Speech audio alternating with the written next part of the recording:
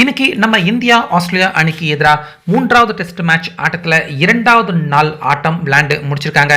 So முதல் நாள் ஆட்டம் மழையால் ரத்து ஆகியிருக்கிறதால இன்னைக்கு கூடுதல் ஓவர் நம்ம இந்தியாவும் ஆஸ்திரேலியாவும் விளையாண்டுருக்காங்க. அந்த வகையில் நம்ம இந்தியாவை ஒத்த கையில் தாங்கி பிடிச்சி கொண்டு போயிட்டு இருக்க ஜஸ்பிரீத் பும்ரா ஆட்டம் முடிஞ்சதுக்கப்புறமா ஒரு வருத்தம் கலந்த பேட்டி ஒன்று அவர் கொடுத்துருக்காரு. அந்த பேட்டியில் ஆட்டம் துவங்குறதுக்கு முன்னாடியே நான் எத்தனையோ வாட்டி ரோஹித் சர்மா அவர்கிட்ட படித்து சொன்னேன், ஆனால் அவர் கடைசி வரைக்கும் செய்யலை. அதுதான் இப்போ இந்த ஆட்டத்தில் இந்திய அணிக்கு பெரிய தலைவலியாக ஏற்பட்டிருக்கு அப்படின்னு ரோஹித் சர்மா அவர் செய்யாமல் விட்ட ஒரு முக்கியமான விஷயத்தை பற்றி வருத்தப்பட்டு பும்ரா இன்னைக்கு ஆட்டம் முடிஞ்சதுக்கு அப்புறமா அவர் சொல்லியிருக்காரு. அந்த வகையில் ஒவ்வொரு ஆட்டத்திலையுமே இந்திய அணிக்கு ரொம்ப பெரிய பிரச்சனையாகவும் தலைவலியாகவும் இருக்கிற பிளேயர் யார் அப்படிங்கிறது நம்ம எல்லாருக்குமே தெரியும். டிராவிஸ் ஹெட் அவர் தான். அவர் ஒருத்தருடைய விக்கெட்டை வீழ்த்துறதுக்கே இந்தியா ரொம்ப கஷ்டப்படுறாங்க ஒவ்வொரு இன்னிங்ஸ்லையுமே. அதுக்குள்ளேயே ஆட்டம் கை மீறி போயிடுது.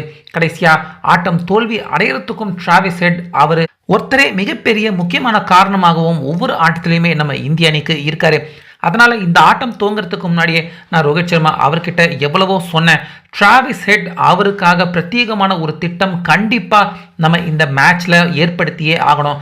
டிராவிஸ் ஹெட் அவரை கட்டம் கட்டி அவரை வீழ்த்துறதுக்கான ஒரு பிளான் நிச்சயமாக இந்த ஆட்டம் துவங்குறதுக்கு முன்னாடியே போட்டு அந்த திட்டத்தை ஆட்டத்தில் செயல்படுத்தினா மட்டும்தான் நம்ம இந்த ஆட்டத்தில் நிற்க முடியும். இல்லைனா டிராவிஸ் ஹெட் அவரே நமக்கு களத்தில் ரொம்ப பெரிய ஒரு தலைவலியாக இருப்பார் அப்படின்னு பும்ரா வலியுறுத்தி ரோஹித் சர்மா அவர்கிட்ட சொன்னதா சொல்லியிருக்காரு. ஆனால் ரோஹித் சர்மா டிராவிஸ் ஹெட் இந்த மைதானத்தை பொறுத்த வரைக்கும் அவருடைய பர்ஃபார்மன்ஸ் பெருசாக இல்லை. நிச்சயமாக இந்த ஆடுகளம் நமக்கு சாதகமான ஒரு ஆடுகளமாக தான் இருக்கும். அதனால் ஓவராலாக இந்த ஆட்டத்தில் என்ன செய்யலாம் அப்படிங்கிற திட்டத்தை மட்டும் நம்ம வகுத்தா போதும். தனிப்பட்ட முறையில் டிராவிஸ் ஹெட் அவருக்கு எந்த ஒரு பிளானும் இந்த ஆட்டத்தில் செயல்படுத்த தேவையில்லை, அதற்கான வாய்ப்பும் இருக்காது அப்படின்னு ரோஹித் சர்மா நான் சொன்னேன். அதாவது பும்ரா ரோஹித் சர்மா அவர்கிட்ட எடுத்து சொல்லியிருக்காரு. ஆனால் ரோஹித் சர்மா அதை பெருசாக எடுத்துக்காமல் விட்டுட்டாரு.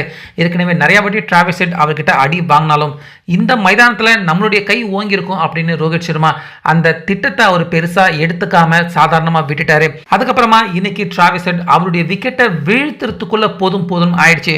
கடைசியாக நியூ பால் அவைலபிள் கிடைச்சதுக்கு அப்புறம் தான் அவருடைய விக்கெட்டை வீழ்த்த முடியும் அப்படிங்கிற சூழ்நிலையும் ஏற்பட்டுடுச்சு. அந்த வகையில் டிராவிஸ் ஹெட் அவருக்காகவே பிரத்யேகமாக ஒரு ஸ்ட்ராங்கான திட்டம் ஆட்டம் துவங்கிறதுக்கு முன்னாடியே வகுத்திருந்தா இப்படிப்பட்ட ஒரு பிரச்சனை ஏற்பட்டிருக்காது.